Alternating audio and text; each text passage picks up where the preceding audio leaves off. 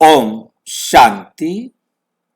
28 फरवरी 2026 आज की साकार मुरली रंगीन बड़े बड़े अक्षरों में पढ़ें, सुने और मंथन करें। हम प्रतिदिन प्रातः 4 बजे 6 बजे मुरली मंथन करते हैं। 4 टाइम, 4 बजे 8 बजे शाम को भी। और आप इस ज्ञान मंथन में अगर जुड़ना चाहते हैं तो उसके लिए इसी वीडियो के डिस्क्रिप्शन बॉक्स में गूगल मीट का एक लिंक दिया हुआ है, जिस लिंक के द्वारा आप चारों समय में से जब भी सुविधा हो आप जुड़ सकते हैं। लिंक एक ही रहता है, रोजाना के लिए, चारों समय के लिए। यदि आपको जुड़ने में कठिनाई आ रही है तो आप ये जो सामने वीडियो देख रहे हैं उसमें नीचे चलती हुई लाइन में व्हाट्सएप नंबर दिखाई दे रहा है, उस पर मैसेज करके आप पुनः लिंक मंगा सकते हैं, प्रश्न पूछ सकते हैं, आपकी कोई सुझाव है हम सबके हित में तो वो भी आप हमें भेज सकते हैं। अच्छा, ओम शांति। आज की साकार मुरली का सार। मीठा मीठा बाबा कहते, मीठे बच्चे तुम ईश्वरीय संप्रदाय हो। क्या हो आप? ईश्वरीय संप्रदाय। तुम्हें ज्ञान सूर्य, ईश्वरीय संप्रदाय माना ईश्वरीय परिवार के ईश्वरीय मत पर चलने वाले, ईश्वरीय विचारों पर चलने वाले। तुम्हें ज्ञान सूर्य बाप, तुम्हें ज्ञान सूर्य बाप मिला है। अभी तुम जागे हो तो दूसरों को भी जगाओ। तुम जागे हो तो तुम दूसरों को भी जगाओ। हम क्यों जगाएं भी सबको? थोड़े काम है क्या हमें घर में? तुम्हारी नींद खराब हुई, सबकी खराब करो, बदला लो। बोला हमारी नींद खराब हुई है, उनकी भी नींद खराब करे? बताओ, ऐसे काम करने चाहिए क्या? तुम जागे हो दूसरों को भी जगाओ। हमें जागने की खुशी मिली है क्या? हमें जागने में कोई खुशी मिली है? यदि हमें खुशी मिली है तो खुशी बांटनी चाहिए।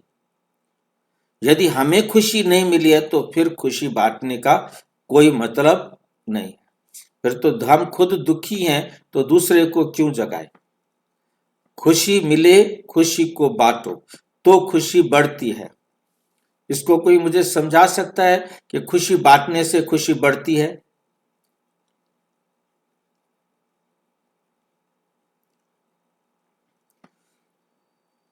खुशी बांटने से खुशी बढ़ती है, कैसे? भाई जब हम किसी को सुख देते हैं ना तो हमें भी सुख की फीलिंग आती है। हमें खुश देखते हैं, हमें हमें सुख की फीलिंग आती है, खुशी की फीलिंग आती है। इसको हम साइंटिफिक समझेंगे कि जब भी हमें कुछ भी प्राप्ति होती है, जब हमें खुशी की फीलिंग आती है, उस समय हमारे ब्रेन से डोपामिन जो है ना क्या होता है, रिलीज होता है। जब डोपामिन रिलीज होता है तो हम बहुत उमंग उत्साह में आ जाते हैं, हमारी एनर्जी का लेवल जो है ना बढ़ जाता है। और जब हमें एनर्जी बढ़ी है तो हम वो खुशी जब दूसरों को देते हैं, दूसरे भी खुश होते हैं, वो हमें मुबारक करते हैं, थैंक यू करते हैं, वेल डन करते हैं, तो वो हमारी उस खुशी को और ज्यादा बढ़ाते हैं। यदि हम किसी को बताएंगे नहीं तो हमारे को वो भी वेल डन नहीं कहेगा, बहुत अच्छा नहीं कहेगा, उमंग उत्साह नहीं बढ़ेगा। इसलिए खुशी को बांटने के लिए उनको जो है मैसेज देना, उन तक मैसेज देने के लिए जो तरीका होता है कि उनको मिठाई खिलाओ, मिठाई दो, तो वो एक जो है ना खुशी बढ़ाने का तरीका होता है। इसलिए कहते हैं कि भी खुशी है तो बांटो और दुख है तो उसको कभी नहीं बांटो, क्योंकि आप अपना दुख बताएंगे वो सारे आकर आपको थोड़ा सा बीमारी है जो आएगा, हाय आपको ये हो गया, ओ बच्चों का क्या हो, परिवार का क्या होगा, वो टेंशन और बढ़ाएंगे, वो दुख बढ़ाने के लिए आएंगे, सहारा नहीं देंगे, सहयोग नहीं देंगे, वो दुख बढ़ाएंगे, आके अलग अलग विचार मत रखेंगे। अभी तुम जागे हो तो दूसरों को भी जगाओ। प्रश्न, अनेक प्रकार के टकराव का कारण तथा उसका निवारण क्या है? उत्तर, जब देह अभिमान में आते हो तो अनेक प्रकार के टकराव होते हैं। माया की ग्रहचारी बैठती है। बाबा कहते देही अभिमानी बनो, सर्विस में लग जाओ, याद की यात्रा में रहो तो ग्रहचारी मिट जाएगी। ओम शांति। रूहानी बच्चों के पास बाप आए हैं श्रीमत देने व समझाने। ये तो बच्चे समझ गए हैं कि ड्रामा प्लान अनुसार सारा कार्य होना है, बाकी समय थोड़ा रहा है। इस भारत को रावणपुरी से फिर विष्णुपुरी बनाना है। अब बाप भी है तो गुप्त, पढ़ाई भी गुप्त, सेंटर्स तो बहुत है, छोटे बड़े गांव में छोटे बड़े सेंटर्स हैं और बच्चे भी बहुत हैं। अब बच्चों ने चैलेंज तो दी है और लिखना भी है। जब कोई लिटरेचर बनाना है तो उसमें लिखना है, हम इस अपनी भारत भूमि को स्वर्ग बनाकर छोड़ेंगे। तुमको भी अपनी भारत भूमि बहुत प्रिय है, तुमको भी भारत भूमि बहुत प्रिय है, क्योंकि तुम जानते हो ये भारत ही स्वर्ग था। इनको 5000 वर्ष हुए। भारत बहुत शानदार था, इनको स्वर्ग कहा जाता है। तुम ब्रह्मा मुख वंशावली को ही नॉलेज है, ये नॉलेज भी सिर्फ तुम्हारे पास है, क्योंकि तुम ब्रह्मा मुख वंशावली हो। तुम्हें ये ज्ञान सुनने का अवसर मिल रहा है। इस भारत को श्रीमत पर हमको स्वर्ग जरूर बनाना है, सबको रास्ता बताना है और कोई खिटपिट की बात ही नहीं। आपस में बैठ राय करनी चाहिए कि इन प्रदर्शनी में के चित्रों द्वारा हम ऐसे क्या एडवर्टाइजमेंट करें जो अखबार में भी चित्र दें। आपस में इस पर सेमिनार करना चाहिए। जैसे गवर्नमेंट के लोग आपस में मिलते हैं, राय करते हैं कि भारत को हम कैसे सुधारें। यह जो इतने मतभेद हो गए हैं उनको आपस में मिलकर ठीक करें। आज दुनिया में कितने मतभेद हो गए हैं, उनको आपस में मिलकर ठीक करें और भारत में शांति सुख कैसे स्थापन हो, शांति सुख कैसे स्थापन हो करे, उस गवर्नमेंट का भी पुरुषार्थ चलता है। तुम भी पांडव गवर्नमेंट गाई हुई हो, ये बड़ी ईश्वरीय गवर्नमेंट है। इनको वास्तव में कहा ही जाता है पावन ईश्वरीय गवर्नमेंट। पतित पावन बाप ही पतित बच्चों को बैठ पावन दुनिया का मालिक बनाते हैं। ये बच्चे ही जानते हैं। मुख्य है ही भारत का आदि सनातन देवी देवता धर्म, ये भी बच्चे जानते हैं। ये है रुद्र ज्ञान यज्ञ। रुद्र कहा ही जाता है ईश्वर बाप को। शिव को गाया हुआ है, ईश्वर बाप ने आकर रुद्र ज्ञान यज्ञ रचा है। ईश्वर ने आकर क्या किया है? रुद्र ज्ञान यज्ञ रचा है। उन्होंने तो टाइम लंबा चौड़ा दे दिया है। अज्ञान नींद में सोए हुए हैं। अभी तुमको बाप ने जगाया है, तुमको फिर औरों को जगाना है। ड्रामा प्लान अनुसार तुम जगाते रहते हो। इस समय तक जिसने जैसे जैसे जितना जितना पुरुषार्थ किया है उतना ही कल्प पहले भी किया था, उतना ही कल्प पहले भी किया था। हाँ, युद्ध के मैदान में उतराव चढ़ाव तो होता ही है। कभी माया का जोर हो जाता है तो कभी ईश्वरीय संतान का जोर हो जाता है। कभी सर्विस बड़ी अच्छी तेजी से चलती है, कभी कहां बच्चों में माया के विघ्न पड़ जाते हैं। माया एकदम बेहोश कर देती है। माया क्या करती है? एकदम बेहोश कर देती है। लड़ाई का मैदान तो है ना, रावण माया राम की संतान को बेहोश कर देती है। रावण माया जो है क्या करती है? जो राम की संतान है, जो बाबा की श्रीमत पर चलने वाले हैं, उनको बेहोश कर देती है। लक्ष्मण के लिए भी कहानी है ना। क्या है लक्ष्मण के लिए कहानी? तुम कहते हो सब मनुष्य कुंभकर्ण की नींद में सोए हुए, सारे मनुष्य कुंभकर्ण की नींद में सोए हुए हैं। फिर इसमें लक्ष्मण की क्या कहानी है? कौन जानता है? लक्ष्मण की कहानी कहकर बाबा ने फुल स्टॉप लगा दिया, कुछ भी नहीं बताया। क्या करें अब हम, कहाँ जाएं?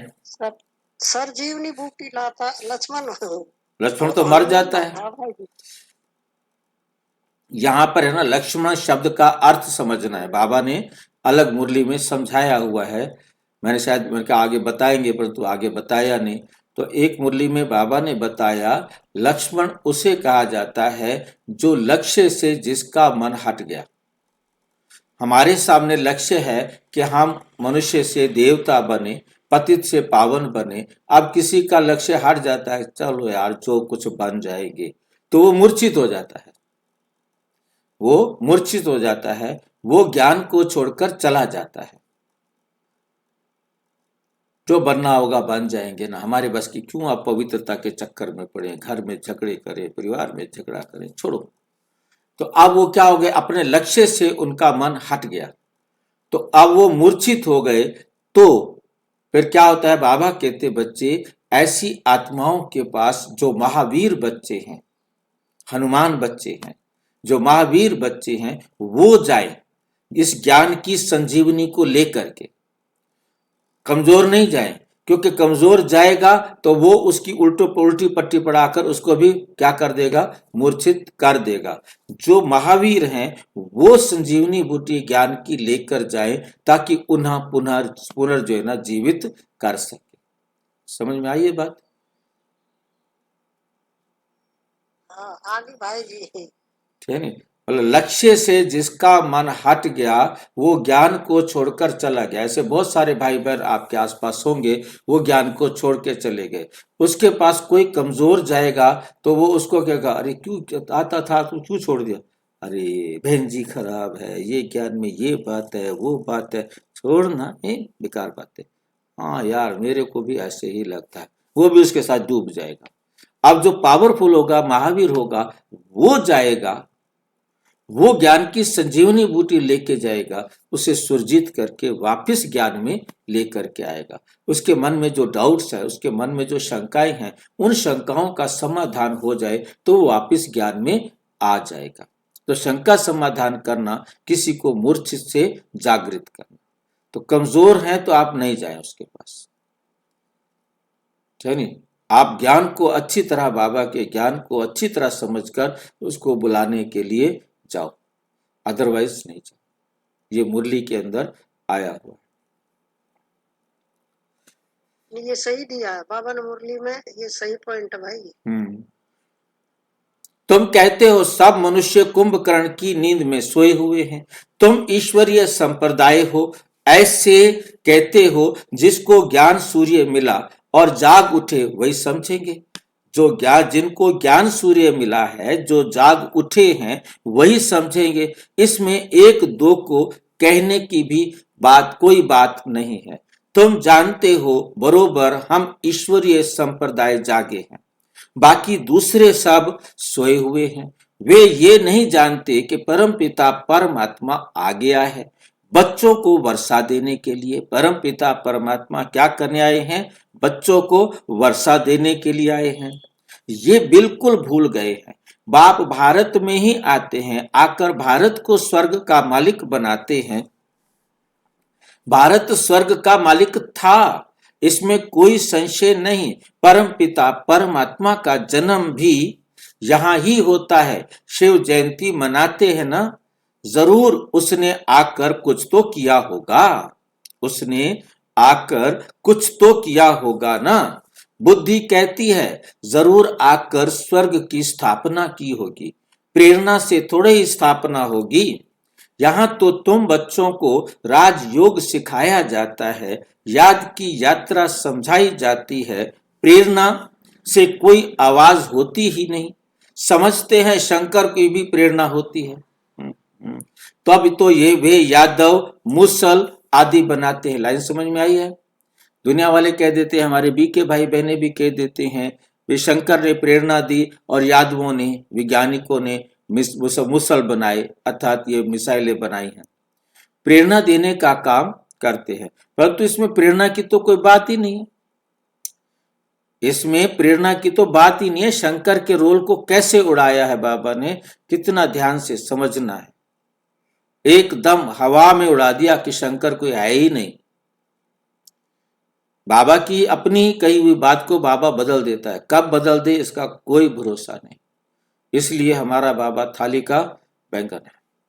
देखो कैसे बदल देता है बात को, एकदम शंकर बेचारे का तो नाम निशान खत्म कर दिया। पहले बाबा कहते शंकर है विनाश के साथ, भाई विनाश की तैयारी कराने का काम ये शंकर का काम है, विनाश का कराना। तो विनाश कैसे कराता होगा? प्रेरणा मिलती है उनको। शंकर कोई शरीर तो है नहीं, उनको प्रेरणा देता है। पहले कहा शंकर करता है, फिर कहता है शंकर प्रेरणा देता है उनको। मतलब हम आत्माएं ही सूक्ष्म रूप से, कोई आकार नहीं है, कोई रूप नहीं है, हम उनको प्रेरणा देने के निमित्त हम ही हैं, क्योंकि हम ही विनाश करने वाले हैं ना। हमने ही अपने आसुरी संस्कारों का विनाश करना है। तो उन वैज्ञानिकों को प्रेरणा मिलती है। और अब देखो बाबा कहता है शंकर की भी प्रेरणा होती है, समझते हैं। अब समझाया किसने था? किसी और ने समझाया था। तब वे शास्त्रों में है ना शंकर का नाम, फिर शंकर को कहाँ बताएंगे? तो बताने के लिए पहले बताया, फिर उड़ा दिया। हाँ मैं वही कह रहा हूँ शंकर भाई ये हाँ जी बाबा का है जहाँ दम वहाँ हम। जहां हम खड़े हो जाते हैं लाइन वहां से शुरू होती है। इसका बहुमत होता उस तरह पूरा लगता बाबा। देखो कितना, मतलब शंकर की भी प्रेरणा होती है, समझते हैं। तब वे यादव, यादव किसे कहते हैं? वैज्ञानिकों को। यादव मुसल आदि बनाते हैं, मिसाइलें बनाते हैं, परंतु इसमें प्रेरणा की तो कोई बात ही नहीं है। क्या है फिर? कैसे बनाते हैं? ड्रामा में उनका बनाने का पार्ट है ना, तुम क्यों दिमाग खराब कर रहे हो? उन आत्माओं ने ड्रामा अनुसार बनाना है। अब इसमें कोई उनको प्रेरणा देने जाएगा क्या? उनको तो हर 5000 साल बाद आके वो मिसाइलें बनानी है। भाई जी जो एटम बम बनाया था उसने कहते हैं कि उसको गीता का श्लोक याद आया। हाँ बिल्कुल, उसको गीता का श्लोक याद आया। उसने जब चला तो उसने गीता का ही श्लोक बोला, और सवेरे 3:30 और 4 बजे के आसपास उसने ये ब्लास्ट कराया था, फर्स्ट एटम बम। बहुत उसके अंदर भी जो है ना, बहुत सीक्रेसी से उसको बनाया गया था। किसी को पता ही नहीं था पूरे वर्ल्ड के अंदर, अमेरिका के अंदर वो बम जब बनाया गया आइंस्टाइन के द्वारा। तो कहने का मतलब यह है कि उसने उस टाइम जब उसका विनाश देखा ना, क्योंकि उस टाइम इतनी ज्यादा रिएक्ट जैसे इंडिया में किया गया, तो उसको इस प्रकार से चलाया गया कि प्याज इतने ज्यादा, मतलब ट्रकों के ट्रक प्याज जो है ना उस सुरंग में भरे गए। पहले तो धरती में एक सुरंग बनाई गई पोखरण में, और बहुत गहरी सुरंग बनाकर वहां नीचे उसको रखा गया। उसका जो उसको विस्फोट करेगा उसको जोड़ा गया, रखा गया। उसके बाद वहां पर प्याज भरे गए, और प्याज ऊपर तक सारे प्याज प्याज प्याज भर दिए, जिसके कारण पूरे भारत में प्याज महंगा हो गया। अब किसी को समझ में नहीं आया कि प्याज क्यों इतना महंगा हो गया, क्योंकि उसके अंदर इतना अधिक प्याज जो है ना डाला गया था। क्योंकि प्याज जो है उसके कारण होने वाली जो क्रियाएं हैं, जो वो क्या बोलते हैं वातावरण में फैलता है प्रदूषण, उसके कारण जो नुकसान देने वाला होता है रेडिएशन, तो उससे जो है ना बचाने के लिए तो परंतु उस टाइम तो इस प्रकार का उनको कुछ पता नहीं, उन्होंने तो दूर से ही देखा था कि हाँ भी कैसे चला, और उसके बाद जो है ना उसका जो करना था उन्होंने किया। तो उस टाइम भाई जी, हाँ जी, आप प्याज का उदाहरण देते हो, वो बोलते प्याज मत खाओ। अब प्याज तो देखो अलग चीज है, उदाहरण जो दवाई के रूप में तो प्याज खाने के लिए मना नहीं है भाई जी। खा सकते हैं। देखो प्याज क्या है कि लू के अंदर मैंने वीडियो भी बनाया है, क्या होता है कि प्याज जो है किसी को लू लग गई है, आजकल तो लू लगती नहीं है फिर भी लग जाती है कभी कभी, जैसे इस बार गर्मी बहुत ज्यादा होनी है, तो जब लू लगती है तो उसको क्या होता है वो कपकपी छूट जाती है, उसको जैसे कि ठंड लग गई हो, वो एकदम कांपना शुरू कर देता है इतनी गर्मी में। क्यों होता है उसका ऐसा, क्योंकि उसके अंदर हमारे शरीर के अंदर एक सिस्टम बना हुआ है कि जैसा जैसा बाहर का टेम्परेचर होता है बॉडी भी अपने टेम्परेचर को हाई करके उसके साथ क्या करती है बराबर रहती है, ताकि जो है ना बाहर का असर हमारे ऊपर ना हो। परंतु बाहर का टेम्परेचर क्योंकि हमारा 37 डिग्री होता है, 37 डिग्री जो है ना सेंटीग्रेड वाला, एक होता है फारेनहाइट, होता है सेंटीग्रेड, तो जो है ना 37 डिग्री जो है ना हमारा क्या होता है टेम्परेचर नॉर्मल होता है, जैसे 98 फारेनहाइट होता है ऐसे 37 सेंटीग्रेड होता है। तो उसके अंदर 37 वाला हमारा टेम्परेचर जो है ना बॉडी 37 तक हम बाहर के टेम्परेचर के साथ जो है ना क्या कर सकते हैं बराबरी कर सकते हैं, कंपेंसेट कर लेते हैं। हाँ कंपेंसेट। जैसे ही बाहर का टेम्परेचर 40 से अबव हो गया और अब हमारा टेम्परेचर हम राइज करेंगे तो हमारा टेम्परेचर बढ़ेगा, तो बॉडी हमारे को नहीं बर्दाश्त कर पाएगी और उसके कारण उसे ऐसे लगता है जैसे मैं उसको कॉप अप नहीं कर पा रहा हूं, तो वो कांपना शुरू कर देता है। ऐसे समय में यदि उसके मुंह में प्याज का रस डाल दिया जाए तो वो उसको कॉप अप करने में हेल्प करता है, क्योंकि उसके टेम्परेचर को एकदम धूप में जाते थे ना, हाँ जी प्याज साथ में लेके जाते थे, हाँ जी होने लगती है बिल्कुल साथ में रखने से मात्र।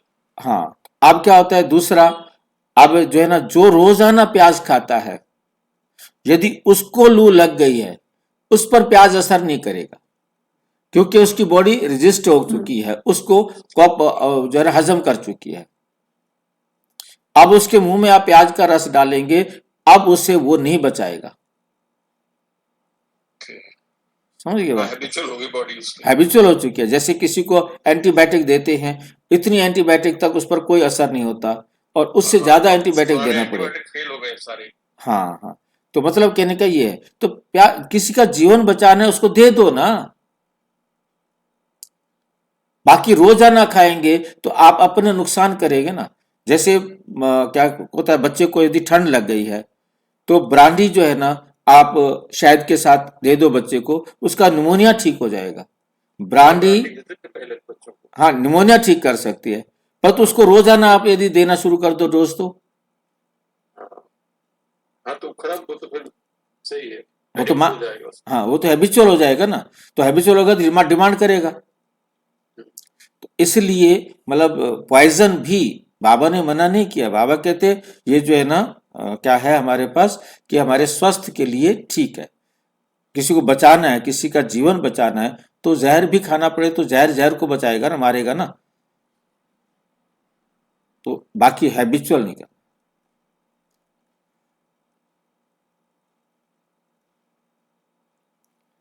तुम समझ गए हो, उन्हों का पार्ट है ड्रामा में ये मुसल आदि बनाने का, प्रेरणा की बात नहीं। ड्रामा अनुसार विनाश तो जरूर होना है, गाया हुआ है महाभारत लड़ाई में मुसल काम में आए, तो जो पास्ट हो गया है वो फिर होगा ना, जो बीत चुका है वो आप फिर रिपीट होगा, हिस्ट्री रिपीट्स।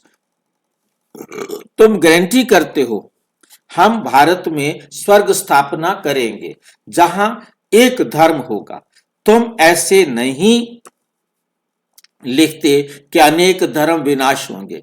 ये वे तो चित्र में लिखा हुआ है, स्वर्ग की स्थापना होती है, स्वर्ग की स्थापना होती है, तो दूसरा कोई धर्म नहीं होता। अभी तुमको समझ में आता है, सबसे बड़ा पार्ट है शिव का, सबसे बड़ा पार्ट है शिव का, ब्रह्मा का और विष्णु का। ब्रह्मा सो विष्णु, विष्णु सो ब्रह्मा। ये तो बड़ी गुह्य बात है, ये तो बड़ी गुह्य बातें हैं। विष्णु सो ब्रह्मा कैसे बनते हैं, ब्रह्मा से फिर विष्णु कैसे बनते हैं, ये सेंसिबल बच्चों की बुद्धि में झट आ जाता है।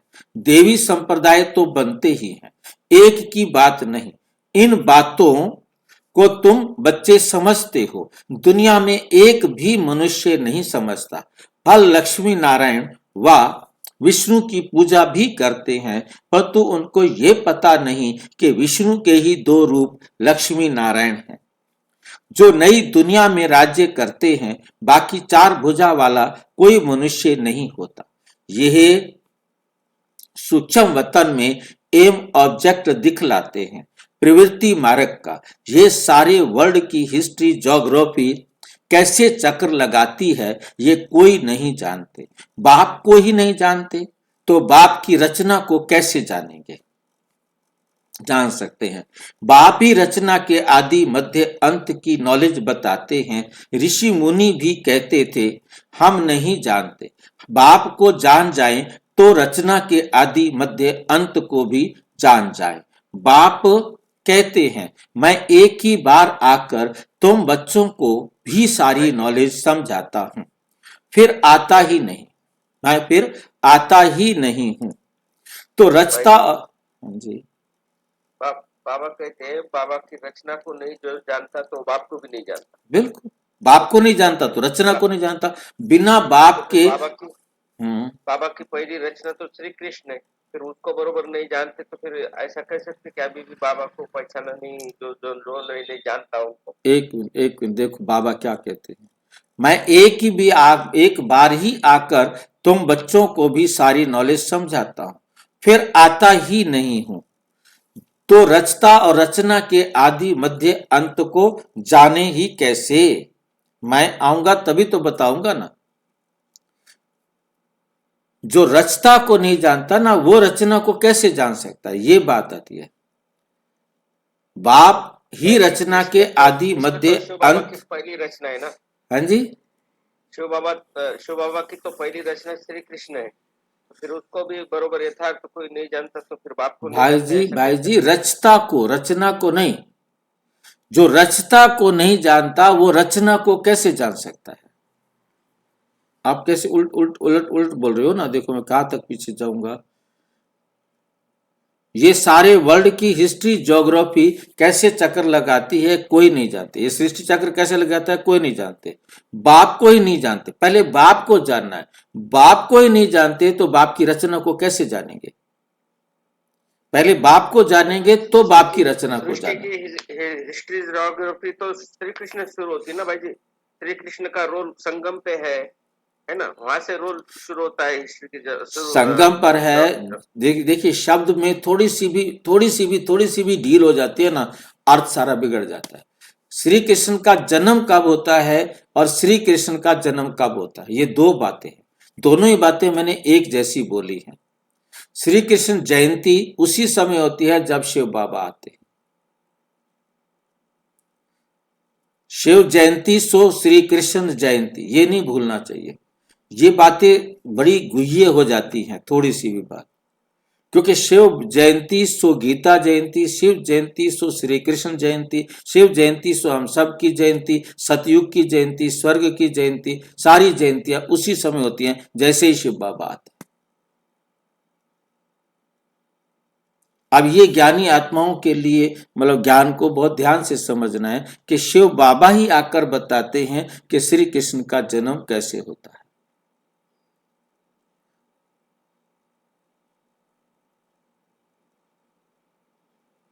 इसीलिए आज वीडियो बना रहे हैं कि श्री कृष्ण की आत्मा योगेश्वर है, श्री कृष्ण योगेश्वर नहीं है। इस पर मैं देखता हूँ, आज बनाऊंगा इस क्वेश्चन को।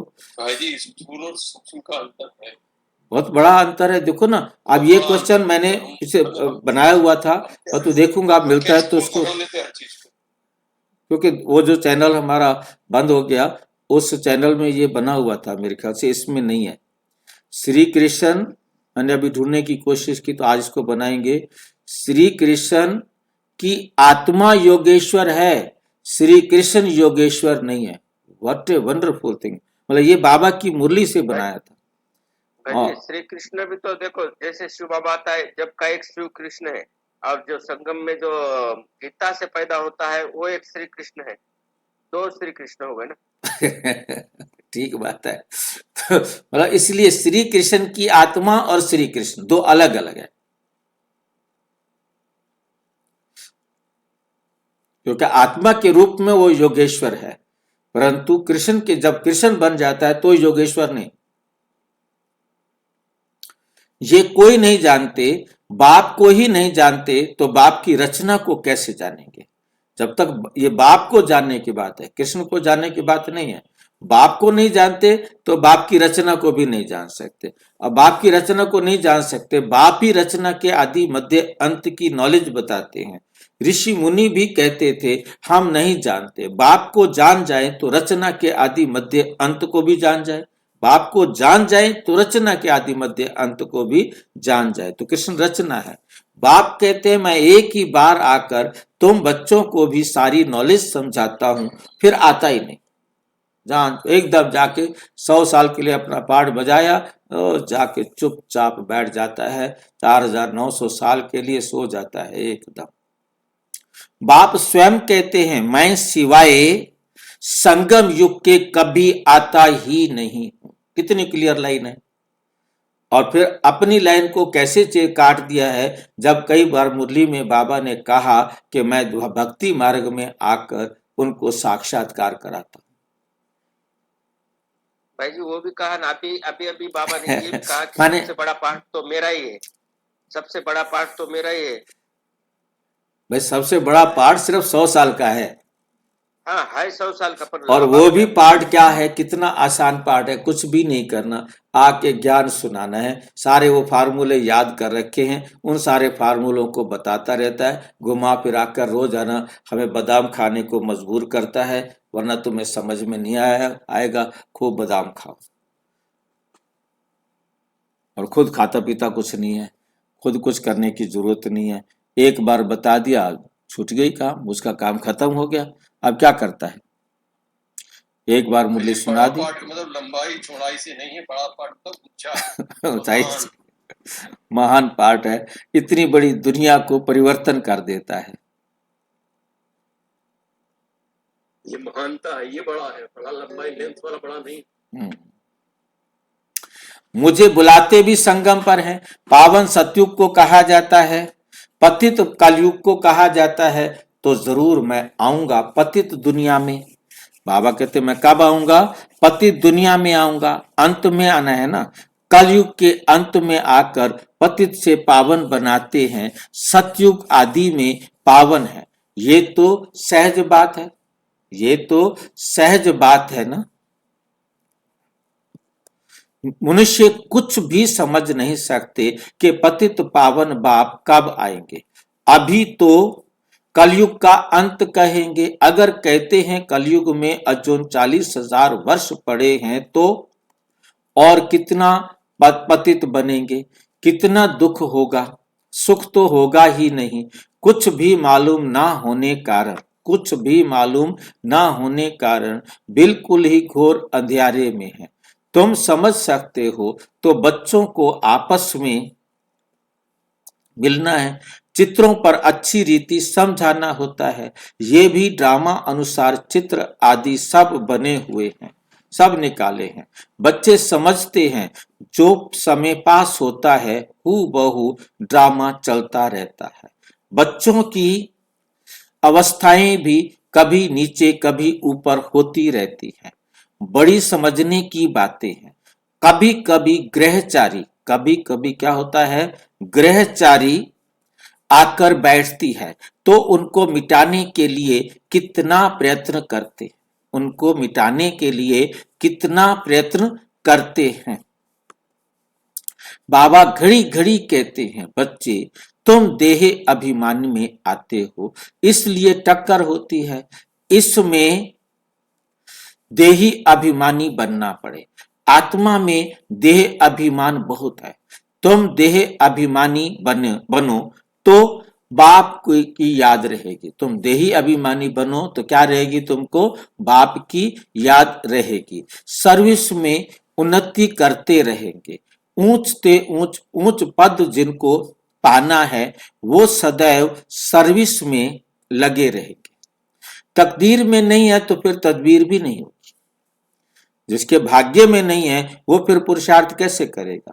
खुद कहते हैं बाबा हमको धारणा नहीं होती, बुद्धि में नहीं बैठता।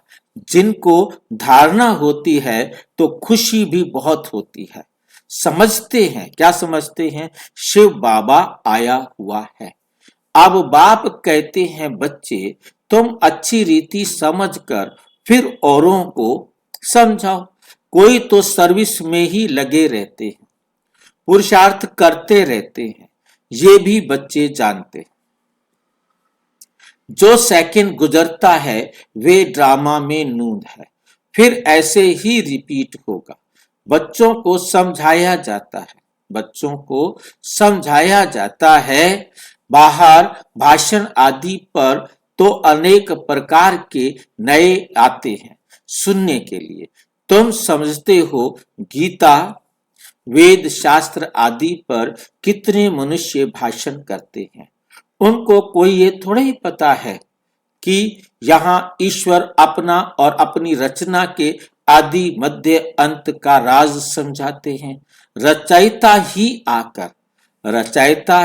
आकर सारा ज्ञान सुनाते हैं। त्रिकालदर्शी बनाना ये बाप का ही काम है। ये किसका काम है? ये बाप का ही काम है। शास्त्रों में ये बातें हैं नहीं, ये शास्त्रों में ये बातें हैं नहीं, ये नई बातें हैं। बाबा बार बार समझाते हैं। कहां भी पहले पहले ये समझाओ, क्या समझाओ? कि गीता का भगवान कौन है, कृष्ण या निराकार शिव। ये बातें प्रोजेक्टर पर तुम समझा सकते हो। पहले प्रोजेक्टर हुआ करते थे। प्रदर्शनी में चित्र सामने रखा है, उस पर समझाकर तुम पूछ सकते हो अब बताओ गीता का भगवान कौन है, ज्ञान का सागर कौन है? श्री कृष्ण को तो कह नहीं सकेंगे। पवित्रता, सुख, शांति का सागर, लिबरेटर, गाइड कौन है? पहले पहले तो लिखना चाहिए, फॉर्म भराना चाहिए, फिर सबसे सही लेना चाहिए। सही लेना क्या होता है? फिर सबसे सही लेना। हाँ जी, उससे कबूल करके लेना चाहिए। बाबा सही लेना चाहिए, दस्तखत लेना चाहिए। हाँ, दस्तखत, हस्ताक्षर। सही शब्द का अर्थ है हाँ जी, योगेश्वर जो कृष्ण है उसको तो ये मालूम है ना कि कृष्ण भगवान नहीं है और बाप ज्ञान सुना रहा है। योगेश्वर को तो पता है ना। जो योगेश्वर कृष्ण नहीं है उसको नहीं है पता, पर जो योगेश्वर कृष्ण है उसको तो पता है। हाँ, कि शिव बाबा ज्ञान सुना रहे हैं।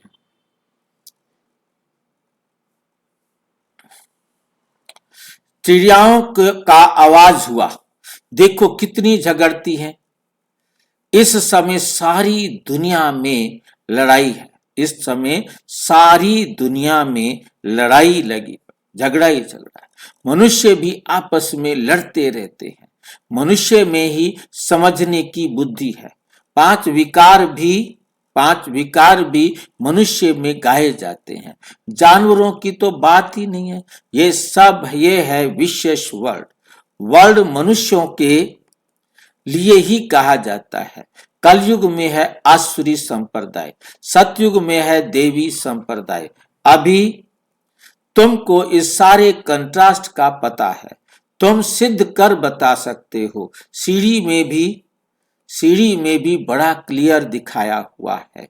नीचे है पतित, ऊपर में है पावन, इनमें बड़ा क्लियर है। सीढ़ी ही मुख्य है, उतरती कला और चढ़ती कला।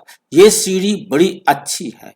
इनमें ऐसे क्या डालें जो मनुष्य बिल्कुल अच्छी रीति समझ जाए कि बरोबर ये पतित दुनिया है। I'm sorry, I didn't quite catch that. Could you पतित please say that दुनिया again? है, पावन दुनिया स्वर्ग।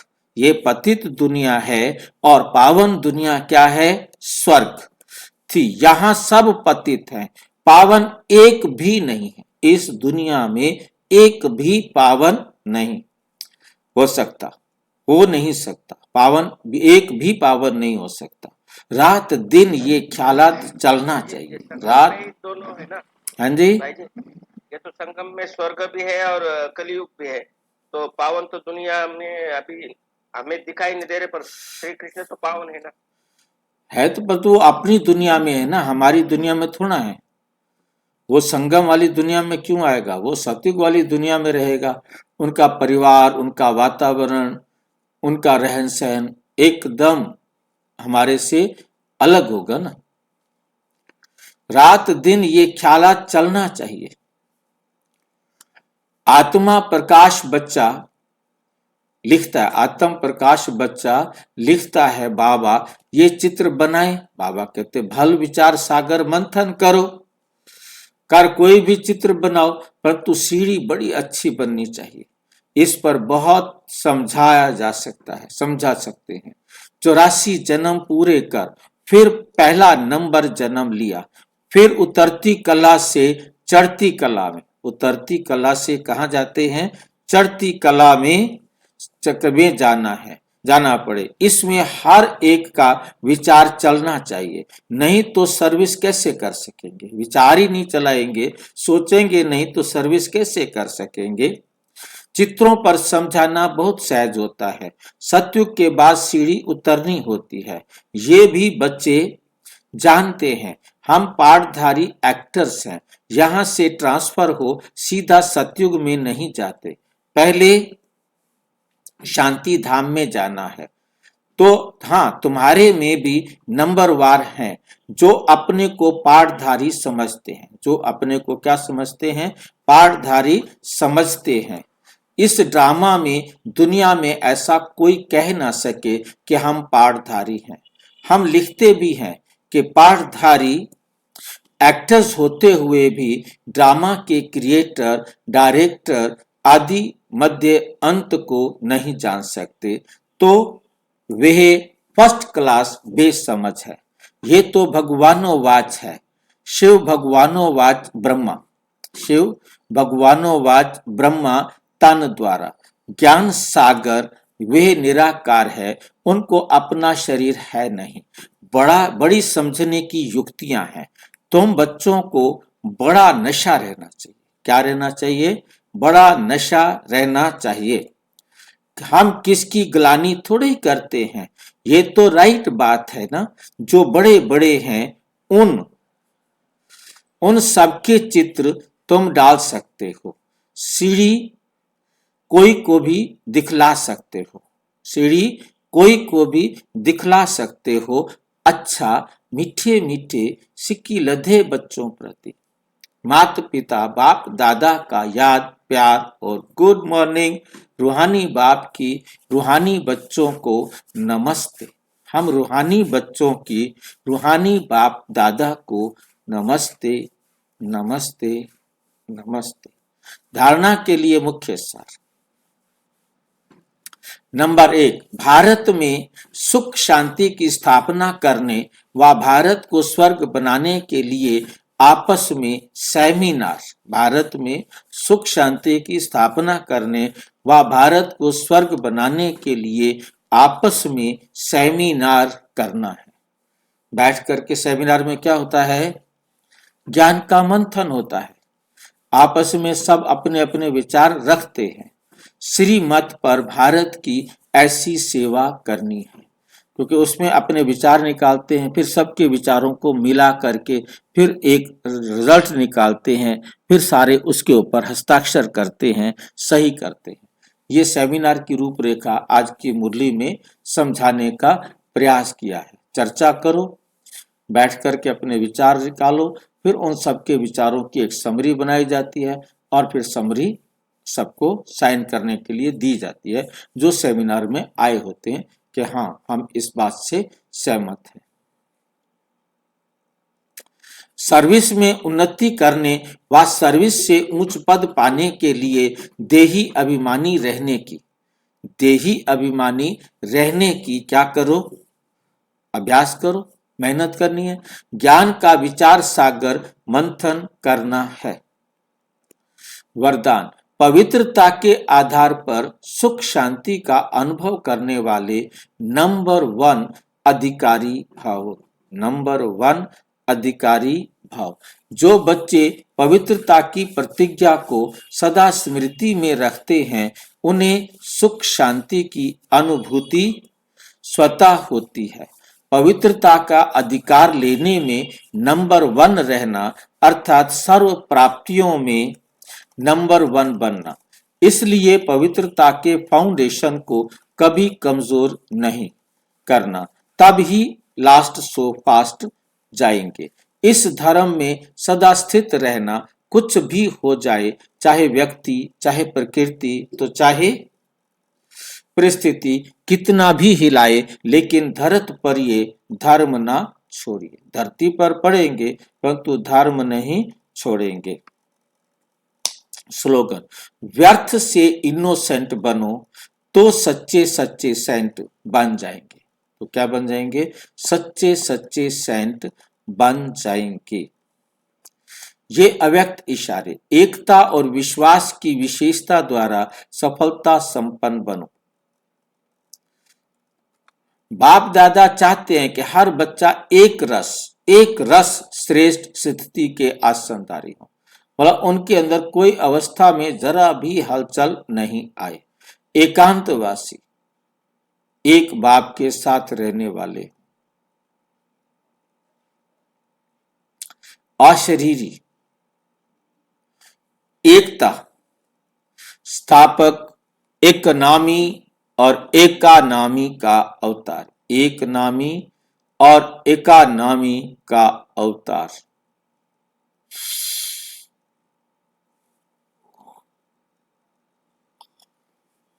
एकानामी का अवतार बने। एक दो के विचारों को समझ सम्मान दे, एक दूसरे की बातों को समझो, सम्मान दे, एक दो को इशारा दे, लेन देन कर आपस में संगठन की शक्ति का स्वरूप प्रत्यक्ष करो। क्योंकि आपके संगठन के एकता की शक्ति सारे ब्राह्मण परिवार को संगठन में लाने के निमित्त बनेगी।